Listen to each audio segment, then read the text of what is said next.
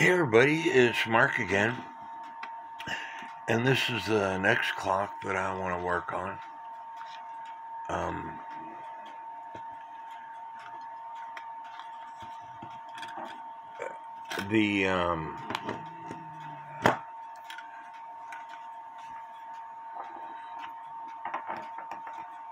The dial, and porcelain face and porcelain dial,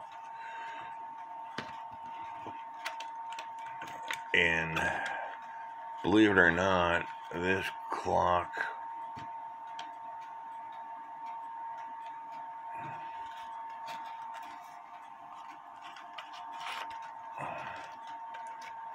goes like this, but it has one little chip down here at the bottom. A friend of mine who's now passed away, before she passed away, and I will miss Mary tremendously. She was a really sweet person. But before she passed away, she sent me a porcelain base and a porcelain dial. Stand by. And by the way, this is the other clock. I bought two of them off this group member of mine. He's got an eBay account. His name is Mark. He lives in Florida. I bought two clocks for like $24. And I think I was the only person that bid on them. But to include shipping, it cost me around $70 to $73, something like that. But this is the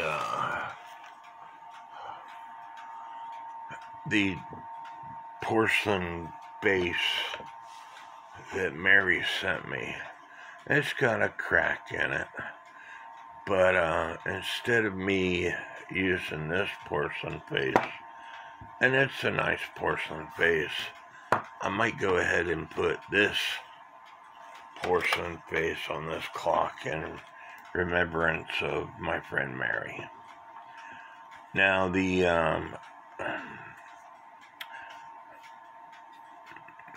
is not how the clock is supposed to be set up, okay? These holes that are in this porcelain base is for these pins that are on back of the porcelain dial. There's a pin right here. The other two are broken off.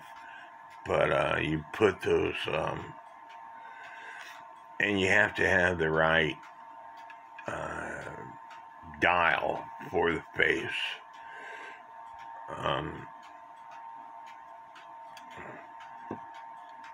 You put the pins through those holes, and you bend them over so the dial don't come off, and then this wood is glued to the back of the face. But they got this thing screwed in, so I'm going to take these screws out.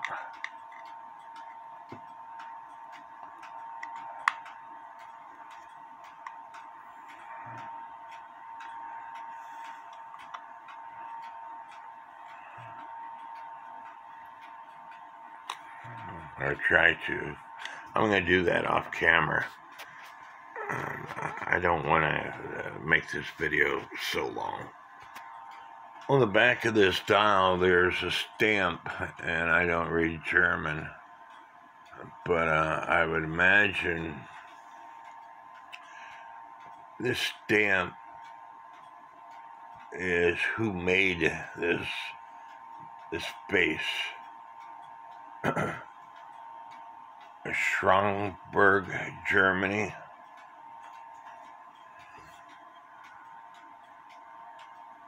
A porcelain, that's porcelain, but in Germany. But again, I would have to ask my group expert, Valentin Weber, who made this. But anyway, I'm probably going to use this base for this clock. And like I told you, she sent me a dial also. And I've got another clock that I was going to put this dial on, but I think I'm going to put it on here. There's 2 of the 3 pins on this thing.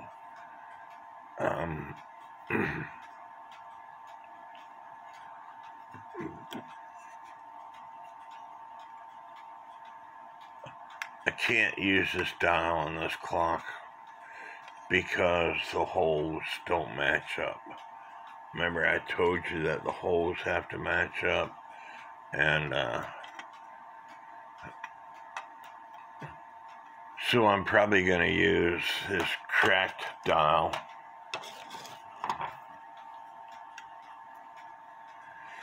and just glue it to the base.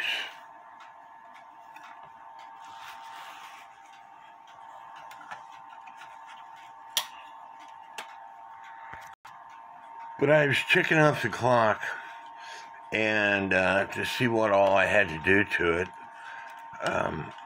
It ticks just fine.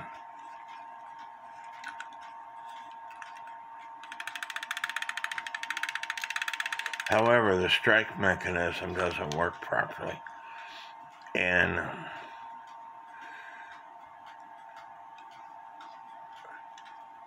there's a pin here that this wire that comes off of this lever here, that is part of this section here, that lifts this lever here to make the section go out of the count wheel. Okay, but there's this pin right here on the third wheel with warning pin that's hitting that wire that is connected to this lever here, and it's supposed to hit it, but when this lever drops, it should clear it, but it's not clearing it. And I could probably bend that wire down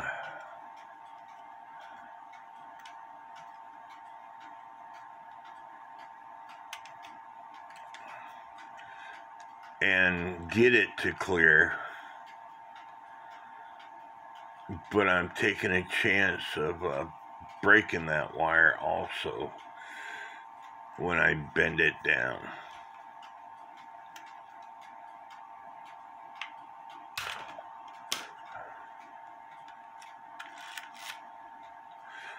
So I'm probably just going to take this movement apart to get to this lever right here. And you don't have to take it all the way apart. You just got to take this bridge off.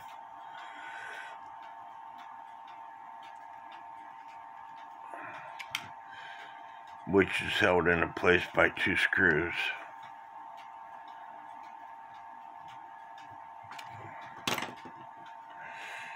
You know, the movement is nice and clean, other than the strike not working. It seems to be well, and you want to be aware where everything is when you start taking stuff apart.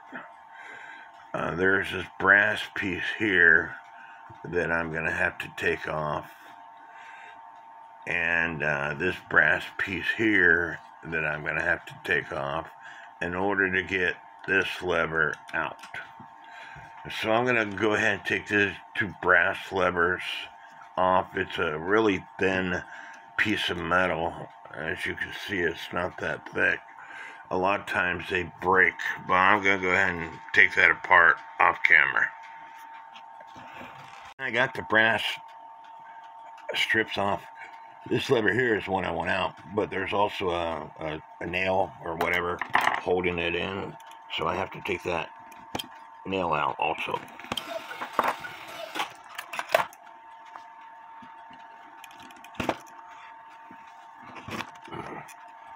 And now it should come out.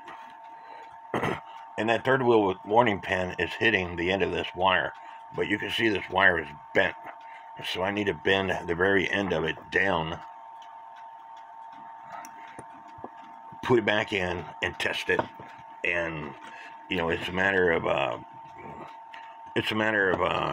just trial and error, basically.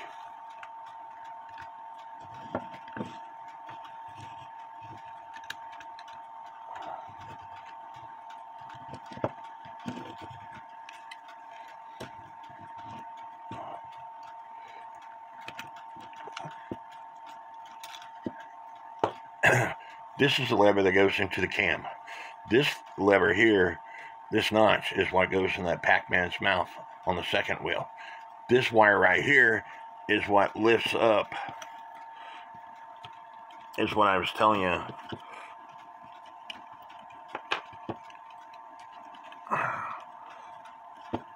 I'm going to go ahead and take the front off. It'll be a lot easier working on this clock without having to deal with playing around with putting that wire in the right spot. There's the compression spring, which is the clutch assembly. The hour pipe, sorry, the minute pipe with the two pins, so it strikes on the hour and the half hour.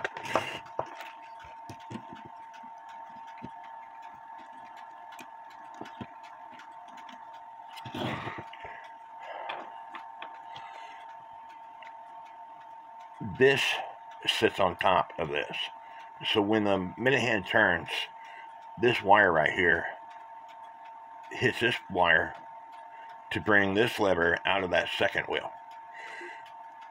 And then the third wheel with warning pin rides on this wire while it's in warning.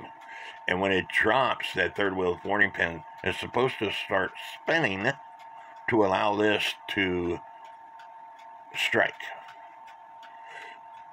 To allow this to come out of the count wheel and the hammer starts striking. Okay, if you watched my video where I was repairing an Alexander bleed clock, on a cuckoo clock, on the Alexander bleed clock, this wire here goes around the second wheel. It's got a curve on it, and then it comes up, and it was extremely long. And I couldn't figure out for the life of me why that wire was so long, so I cut part of it off. And what happened when the clock went into warning, the third wheel warning pin would go underneath this wire, stopping the clock. It needs to ride on top of this wire. And anyway, I was able to fix it, correct my mistake. But in this case,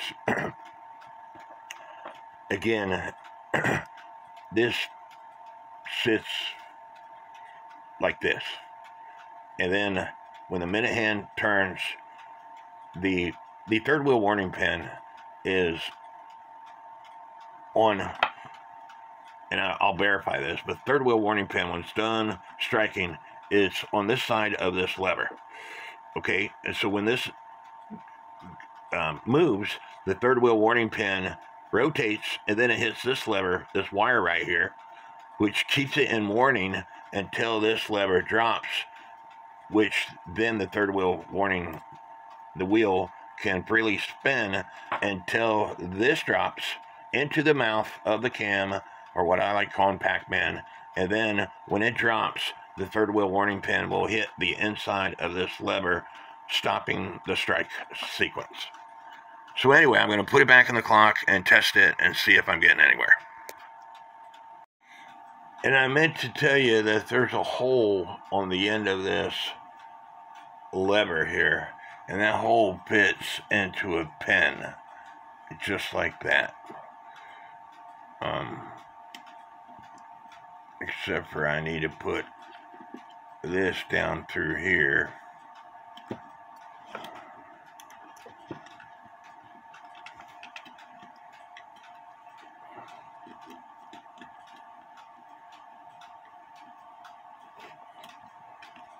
Just like that. Same way with the gong lever. It fits into a pen also, because there's a hole. And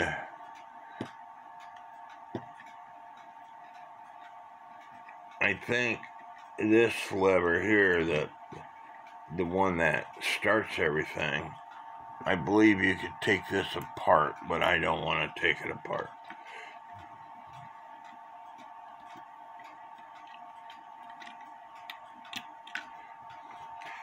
And you will see a notch in this lever here. And that's where that nail that goes in that hole, that nail fits in that notch. Anyway, I'm going to put it back together and go from there. It's been a long day. I didn't press the record button, so I got to do this all over again. I told you this nail has to be in the right spot. If it's not in the right spot, then this lever here will not drop. You have to find the sweet spot. If you push it in too far, or if it's not within that notch that I was telling you about, then that's going to happen. It has to be able to drop freely. So you have to find the sweet spot.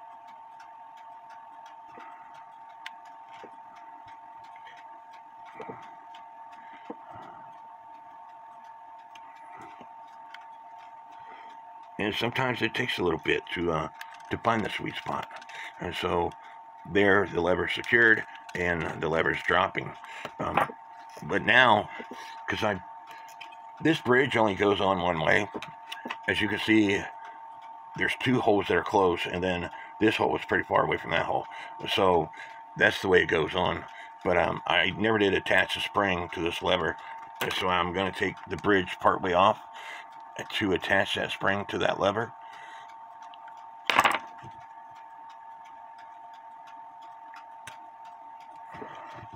It'd be a lot easier than bending things.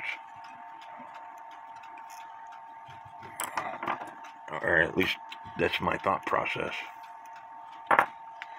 And so now to put the pins back in these holes. Just like that. And now there's spring action on that lever that comes out of the count wheel.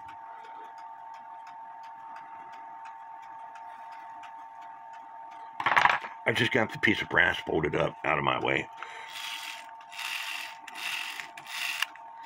It stops the third wheel warning pin.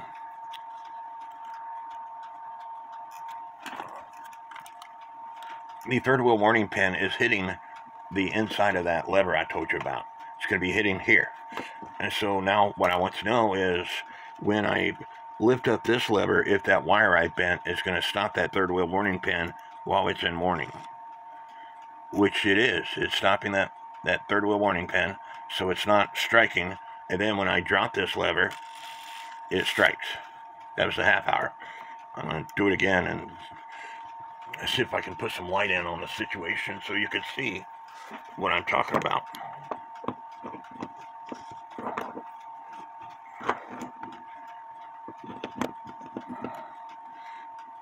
Currently, the third wheel warning pin is hitting the inside of this brass lever, and so when I lift up this lever here, that wire I told you about is going to lift the other wire that's attached to this lever that comes out of the count wheel.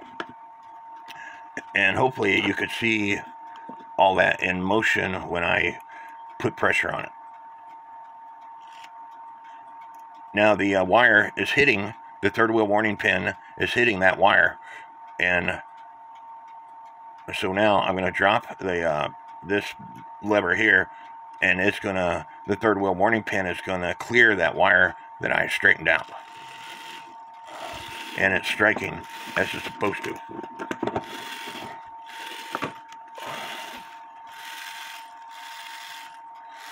And as you can see, the lever's coming out of the count wheel. In this case, it doesn't matter that it bounces. There's no cuckoo on it. If it had a cuckoo, the cuckoo door would be opening and closing as this thing bounces on the wheel, and you'd want to take a pair of pliers and hold the left side of this wire, because the left side is what's attached to the movement.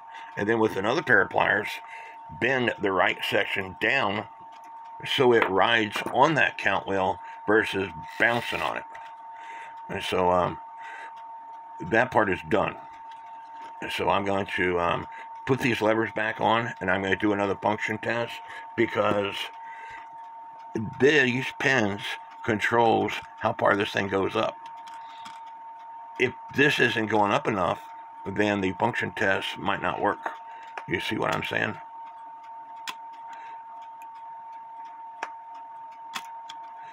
In fact,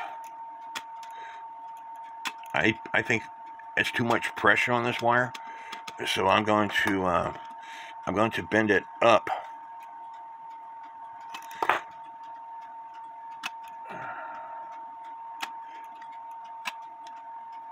Because, see, that's still too much pressure on this wire, because there's no slack.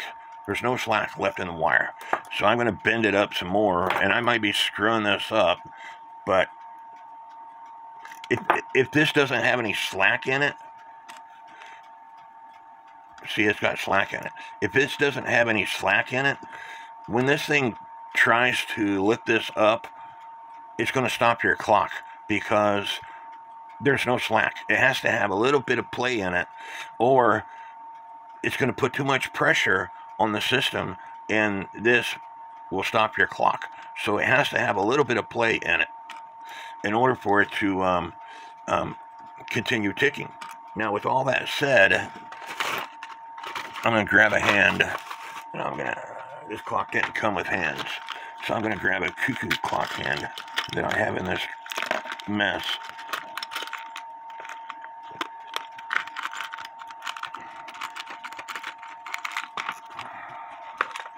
Because I think that the clock is,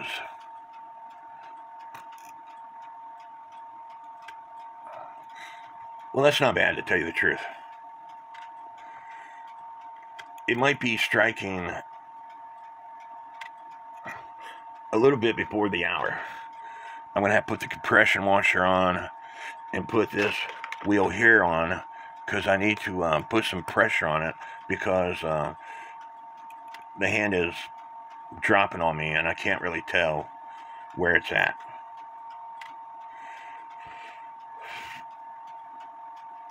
It struck about right there. That, to tell you the truth, until you get the dial on, to me, that right there would be the 12 o'clock position. It might be a minute before 12 when it strikes, but I'm going to leave it alone. In order to fix that, you have to make this circle smaller in order to, I take that back. You got to make this circle bigger in order to extend the time frame that it's going to go off. If it was striking past the 12, then you want to make the circle smaller, because I don't know really how to explain it. Once you bend this section right here in, it means the pin is going to drop quicker. Now, if your hand is right there, you need to bend that section out to make the circle, this section right here, bigger, and that way it rides that wire more. And I'm just going to show you, so you understand, and I hope I don't break this in the process of showing you.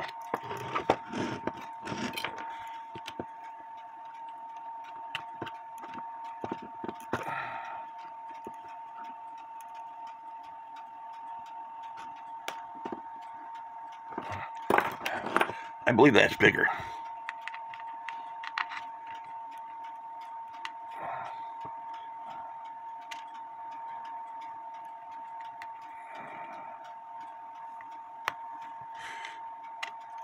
And so, and I told you wrong, making it bigger, the time, it's now 5 minutes till the hour. So making it smaller will get it closer to 12 o'clock.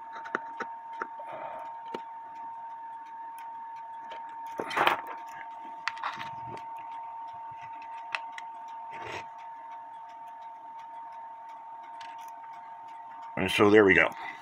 Anyway, I need to put all that stuff back together, and I'll get back to you. A lot of people want to know what these doors are for, and I'm going to show you right here. Without the door,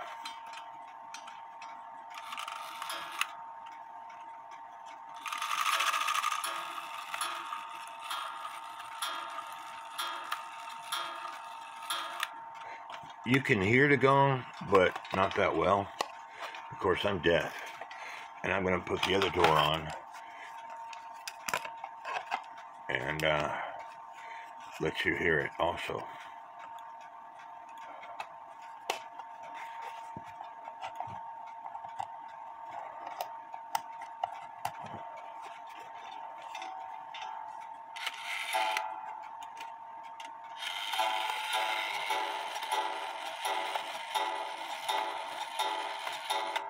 It's basically an amplifier or a resonator, whatever you want to call it. It makes the gong louder. So I cut this board out, and I'm going to glue it to this porcelain face. I'm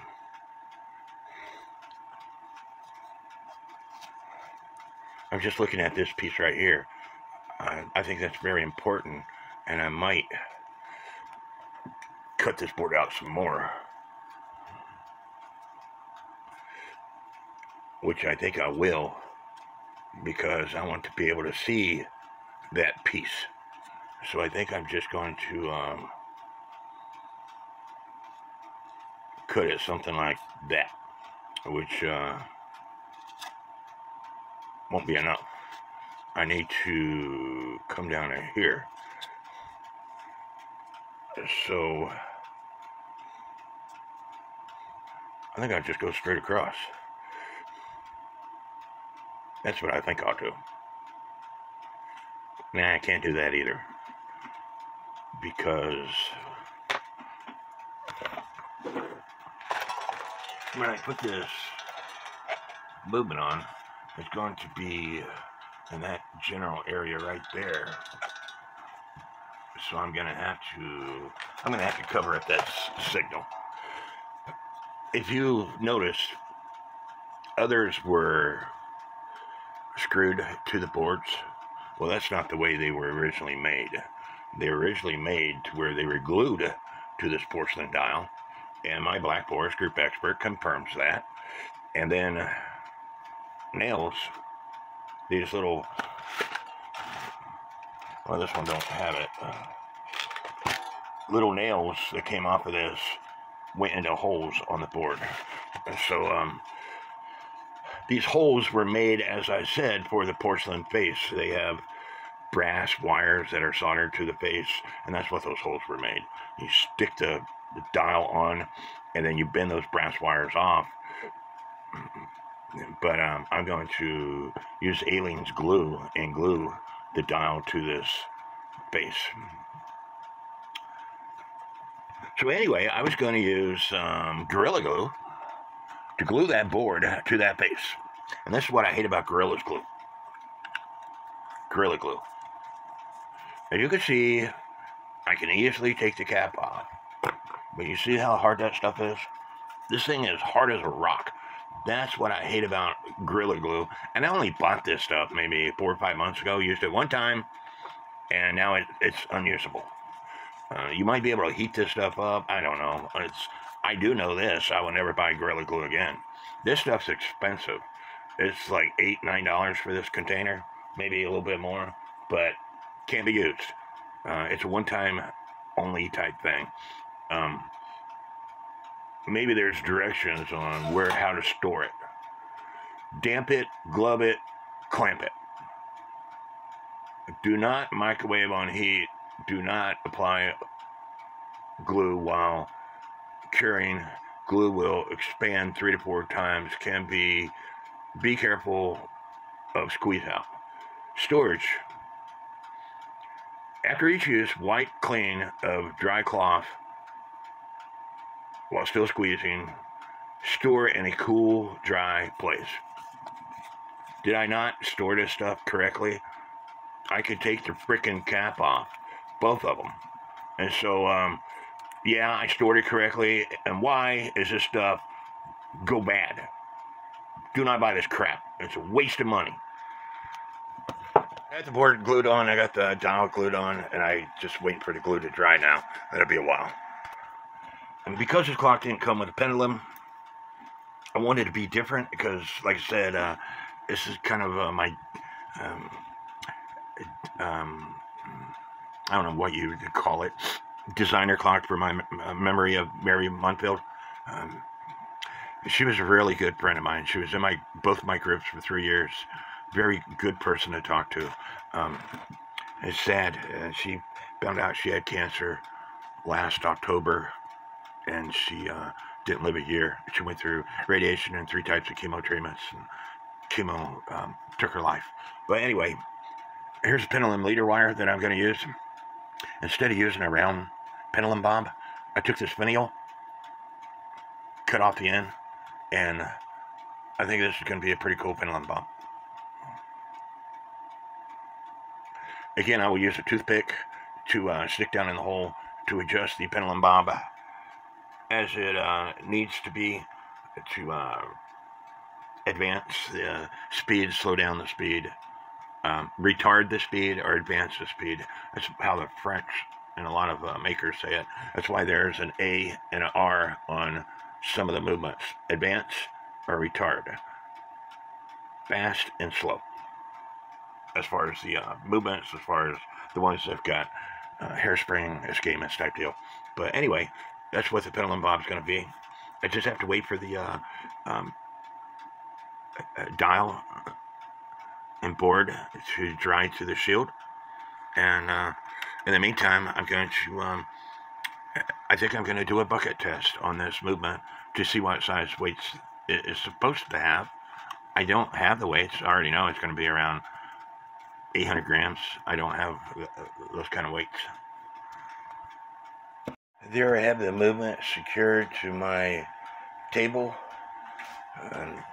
These wires are wrapped around the screw, and then the wire goes to the staple, and it holds it pretty good on both sides.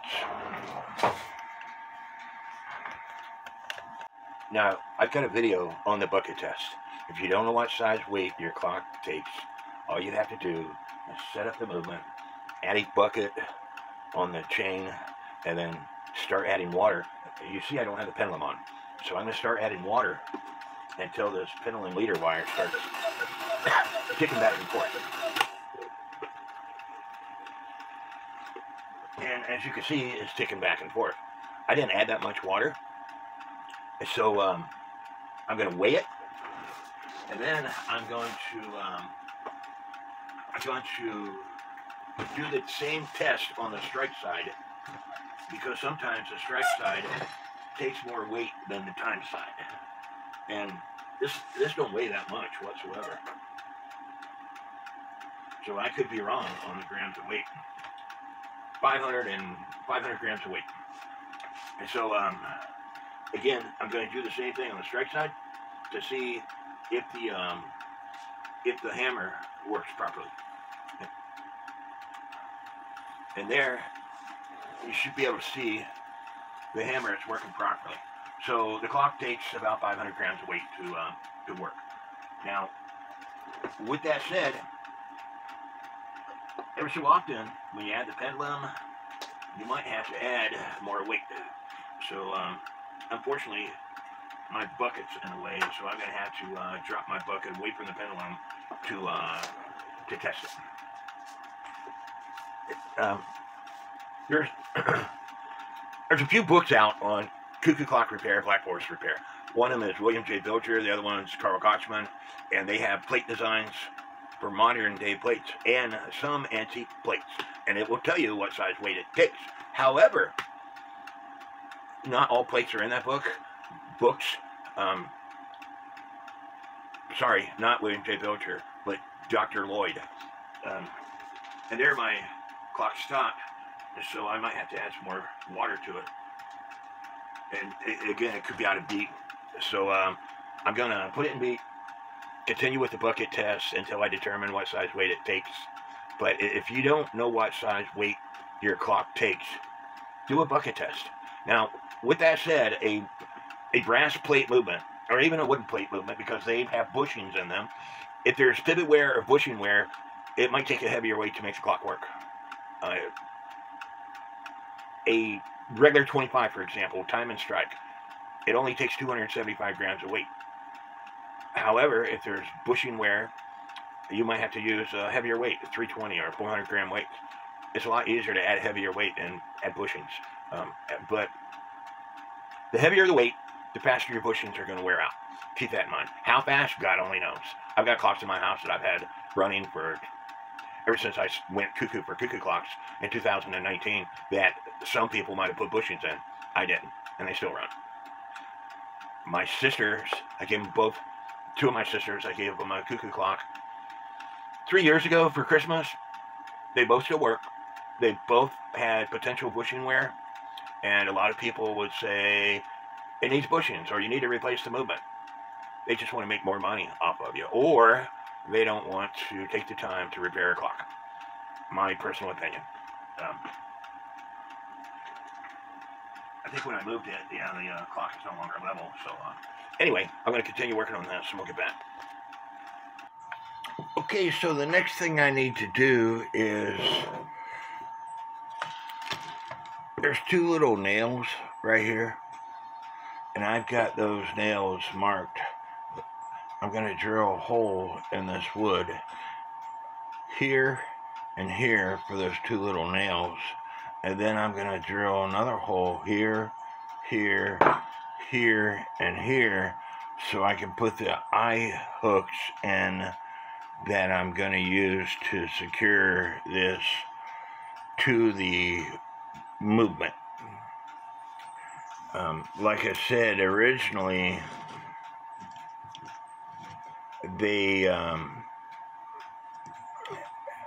used hooks that they would put a hole in and the hook would go into this board, but I don't trust those hooks.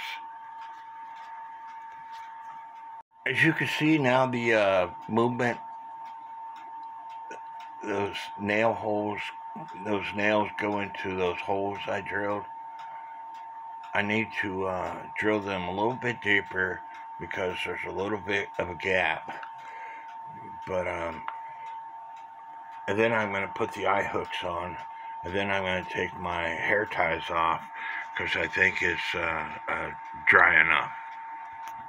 I decided to leave the hair ties on, that way it'll, it hasn't been 24 hours and I want to wait for it to dry for 24 hours. I can always cut these off. But as you can see, I have hooks, eye hooks going into the wood. I have screws holding, and I pre-drill the holes, holding those eye hooks in place. And as you can see, I could pick this thing up and shake it around and it ain't gonna fall. And so I still have to come up with some hands, and I don't think I have any metal hands. I might have to use cuckoo clock hands for it now. So let me see if I can come up with some hands. Now I know I don't have any metal hands, so the reason why I say that is because I tried to come up with some metal hands for that clock. All the hands I got, the hour pipe, the hour hand hole is too small of a diameter for that. And so I don't believe it'll work. And the minute hand, I believe, is too long. You see. So, but I do have cuckoo clock hands that I can work, and I'm going to have to order some hands for these clocks. I do have 1 minute hand that will fit on this clock. But it is, again, too long. The minute hand is supposed to come to the edge of what's called the chapter ring, and then the hour hand is supposed to go in about the middle of the numbers, or before the numbers.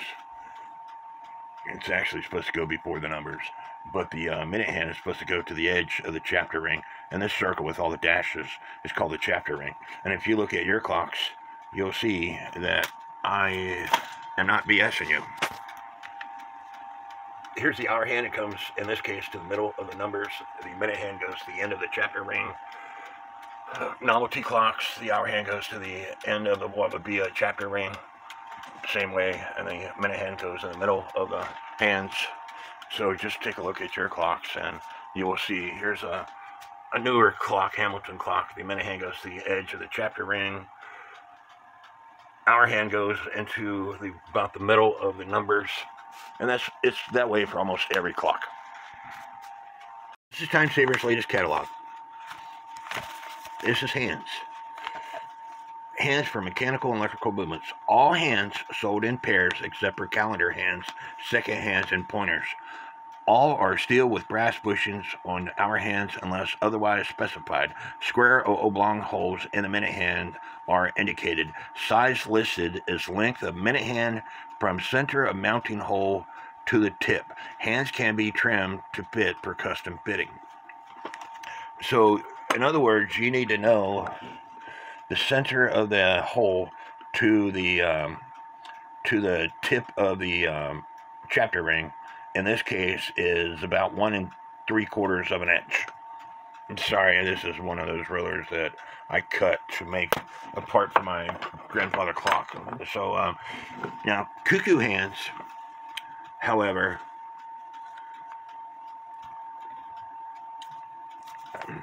some of the cuckoo hands, here we go. Cuckoo hands are sold to fit the dial, all right? And so you would have to measure the length of your dial to order the cuckoo hands. So I'm going to have to measure the square of my shaft here in order to order hands. And that's what I love about these calipers. Here it's almost 4 millimeters, okay? But if you change the mode, it tells you how many inches it is, and it even gives you a fraction. So 5/32 of an inch is what I'm going to be looking for when I find the 1 3/4 inch minute hand. I need to find one that has the 5/32 of an inch square hole. And yes, I can convert it to a round hole system. But anyway, I'm going to do this. Look at hands later on to see if I could find. I need 1, 2, at least 3 sets of hands. And those 3 sets of hands are all the same. Same porcelain dial, all right? Same size of dials, so they should all work 1 3/4 of an inch. That Charette clock, I just got through measuring it, it's 1 3/4 of an inch. But in the meantime, I'm going to put cuckoo clock hands. I've selected these hands. Now, the square I've already got cut out. It was a hand that I already cut out from previously. But the hour hand, I need to cut out. And all you have to do is take a tapered file and just start turning it. It's plastic. It's going to eat it away really fast. So what you need to do is turn and check. I'm almost there already. So turn and check. And if you have an arbor that is bigger than this, here's another tapered file that I could do the exact same thing to. So I'm going to finish fitting my hands, and I'll be back. The closest hands that I've seen so far are these West Clock. It says serpentine style hands close out. They're 1 3/8 inches long.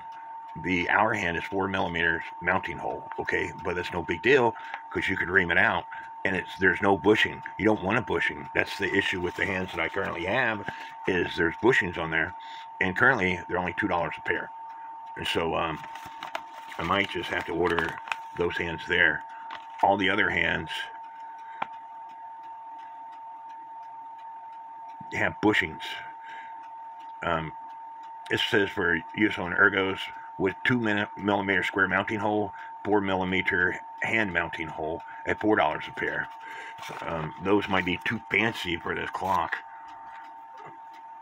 It doesn't say anything about bushings, but the hour hand, and it could be just a picture, the hour hand looks like it has a bushing. But I might just order 3 sets of these hands at $2 a pair, and 3 sets of these hands at $4 a pair, and go from there.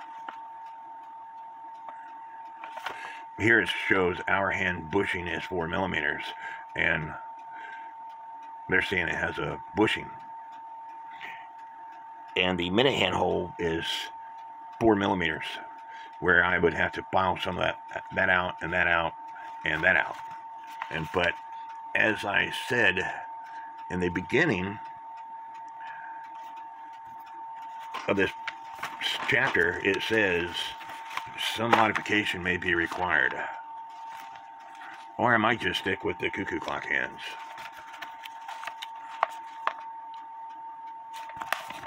But anyway, I can't find the exact hand that I like and that I want. I might just stick with the cuckoo clock hands. But I colored these. I'm going to have to color them again because a white hand on a white dial, you can't see the time that well. But a black hand on a white dial, you can see the time quite well. I might just stick with these cuckoo clock hands because they work.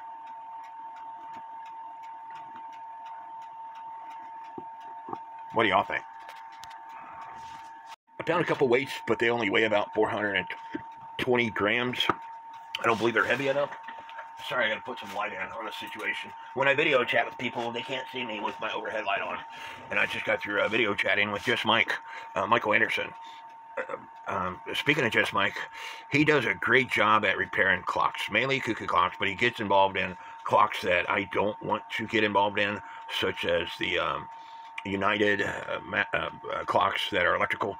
Anyway, if you haven't subscribed to his channel, please do so. But he does a great job at repairing clocks. Him and I became really close friends. But anyway, with the weight on, if you position this thing just right, the leader wire will start ticking back and forth. But I don't know if it's going to stay ticking back and forth. And so the next thing that I need to do to this clock is put the back door on. And the back door, it's only got, well, hold this back door on, and you remember that you're hanging up your clock by this hole. And so if your clock movement falls forward, it breaks. And so it's only got 4 nails that hold this thing on. And so if I was to hold this thing, you could see that it's starting to separate. I need to tap these nails down, but I might put a screw in. I don't want to break this shield. I might put a screw in at the top and bottom, but also what holds this clock, the back door on, is these doors, believe it or not. When you put the side doors on, remember I told you the side doors is what gives the gong acoustic sound. It makes it louder, I guess you would say. But when you put these side doors on, that is what's holding the back door on also. But I don't want to trust the side doors. I don't currently trust the system the way it's designed. I want to make sure that it stays on and doesn't fall off my wall, if you understand what I'm getting at.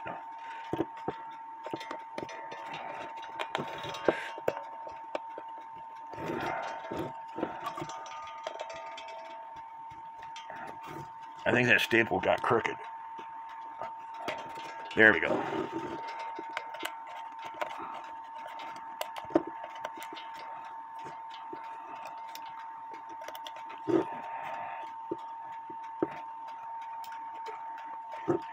And so the door is more secure, but again, I don't trust it that well.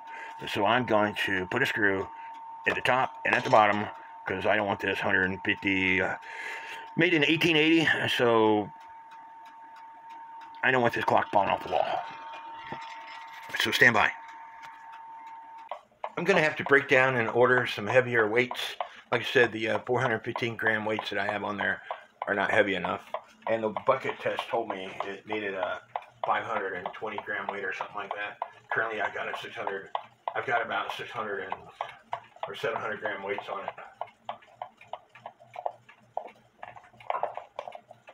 My minute hand came off the hour.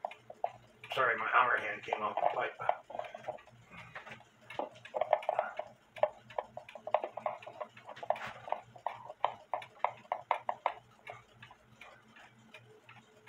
And it stopped because I was playing around with these hands.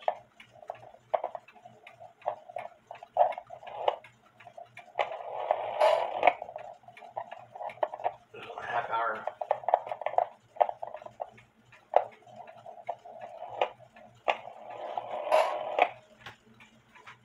Or maybe that was 12:30 and that was...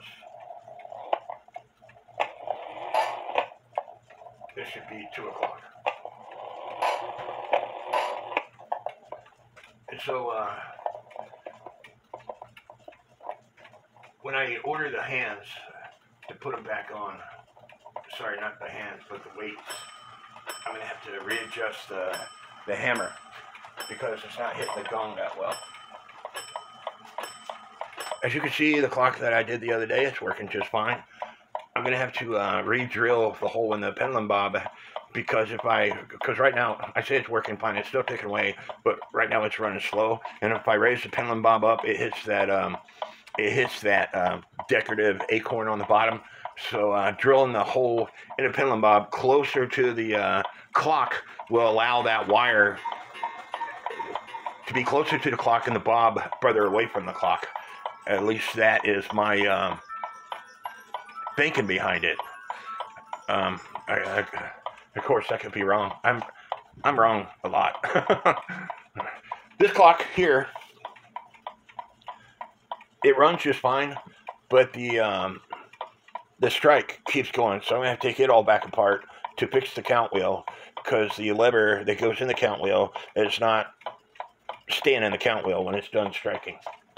But anyway, I hope y'all like this video. Mary, I hope you're smiling down from heaven above on me because I dedicate this clock to the memory of you. Please leave me comments. Please subscribe to my channel and all the other channels that I mentioned in this video. And may God bless each and every one of you. Next clock that I want to work on is this clock here.